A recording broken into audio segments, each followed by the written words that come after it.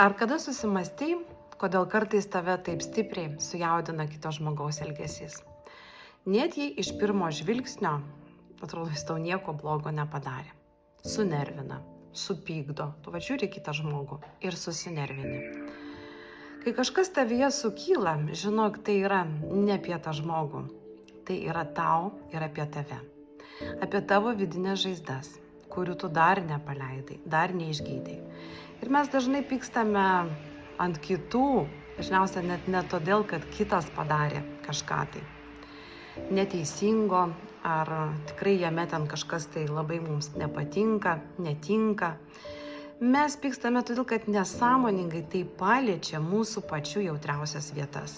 Tos, kurios buvo pamirštos, kur buvo atmestos, kur buvo niekada galbūt neišgirstos. Ir kas yra už to?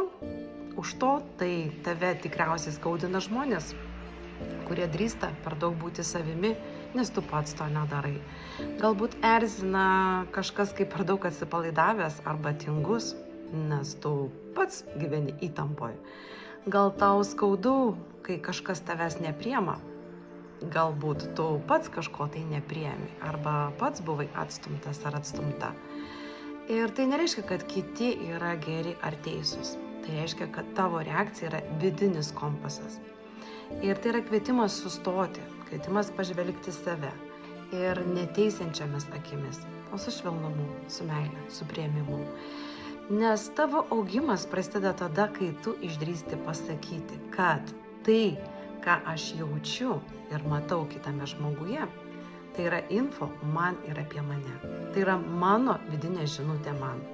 Ir aš pasiruošęs ar pasiruošusi ją išgirsti.